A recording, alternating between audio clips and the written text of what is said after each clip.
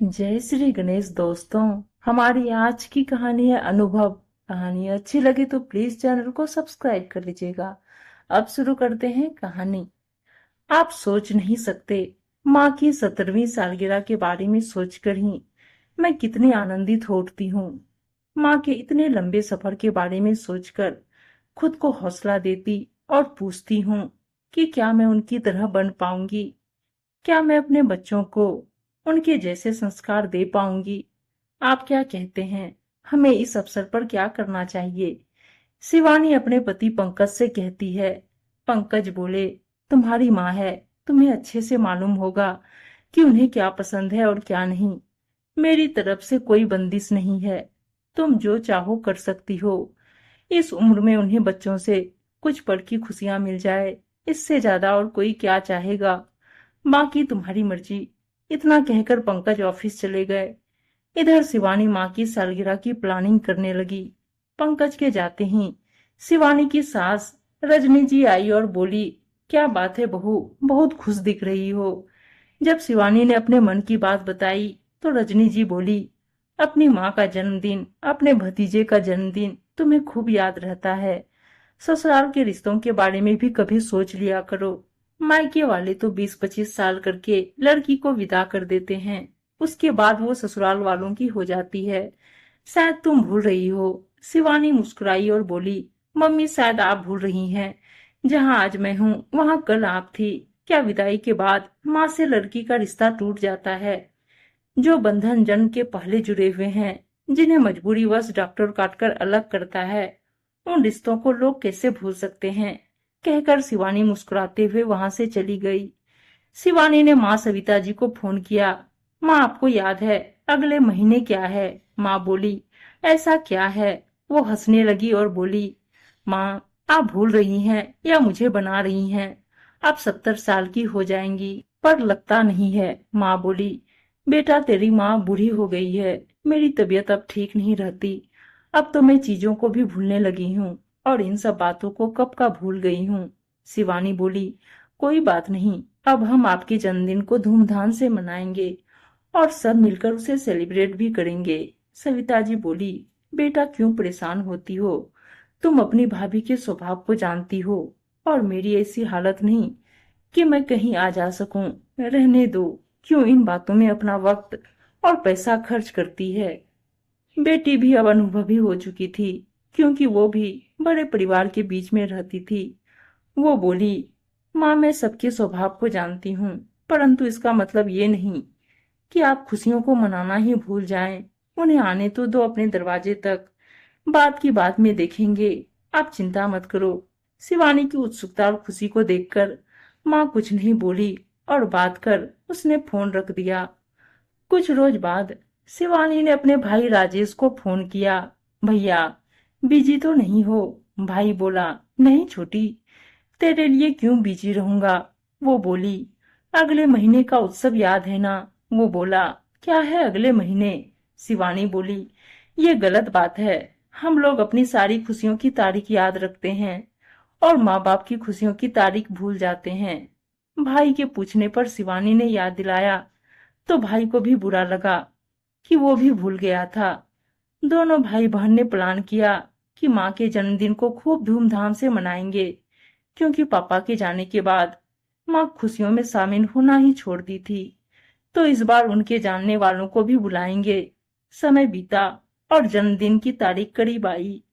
शिवानी पूरे परिवार के साथ अपने मायके आई। रेखा भाभी का स्वभाव थोड़ा अलग था। एक दो दिन तो ठीक रही, पर जब दोनों भाई बहन के प्लान के बारे में उसे पता चला तो वो झूठी हंसी दिखाकर और राजेश से नाराज होकर अपने कमरे में चली गई।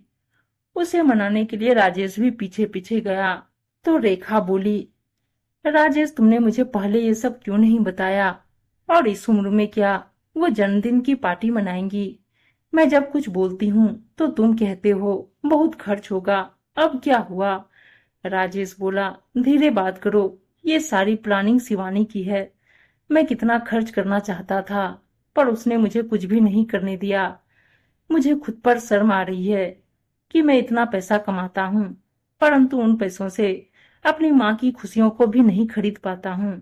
ऐसा नहीं था कि शिवानी उस जगह से अनजान थी। पूरा बचपन उसी जगह उसने बिताया था। उसने अपने कुछ रिश्तेदारों को भी न्योता दिया और सारी तैयारी उसने खुद की थी। माँ की ऐसी हालत नहीं थी कि वो कुछ समझ पाती। कभी कभी तो सबको पहचानने से भी इनकार कर देती थी। शिवानी की माँ को नीला रंग बहुत पसंद था। उसने अपनी माँ को नीले रंग की साड़ी पहनाई।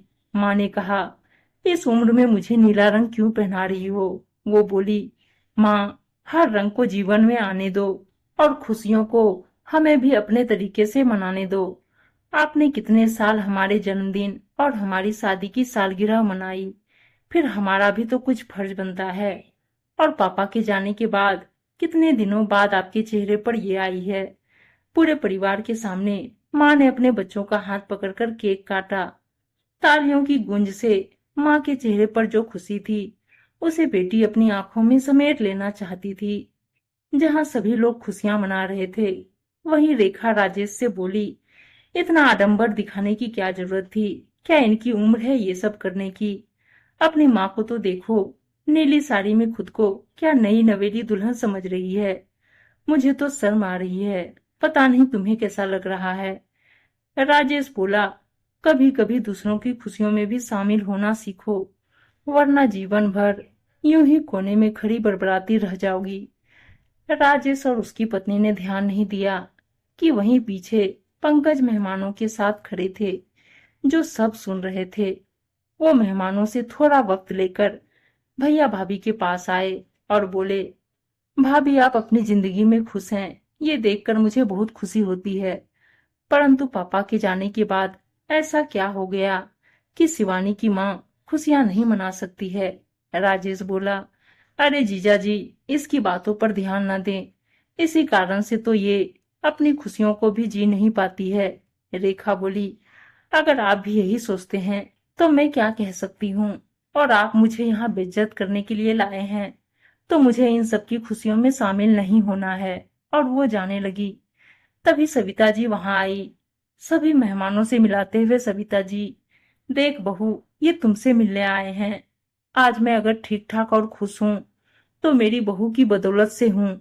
आज मुझे इतनी खुशी मिली है तो तुम बच्चों की वजह से। मेरा आशीर्वाद है कि तुम भी अपनी 100वां जन्मदिन मनाओ।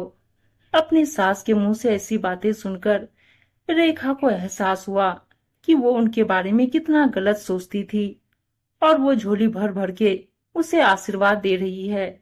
शिवानी मुस्कुरा रही थी, क्योंकि अपनी माँ की समझदारी पर उसे पल भर का भी संदेह नहीं था।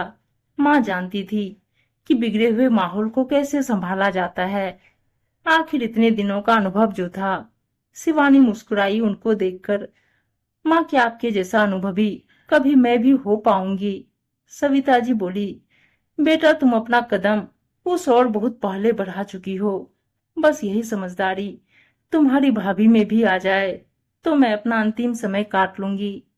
माँ को कुछ पल की खुशियां देकर और सदा अपने होने का एहसास दिलाकर और कुछ रिश्तों को सुधारकर, उन दबे हुए एहसासों को जगाकर शिवानी वापस अपने घर चली गई।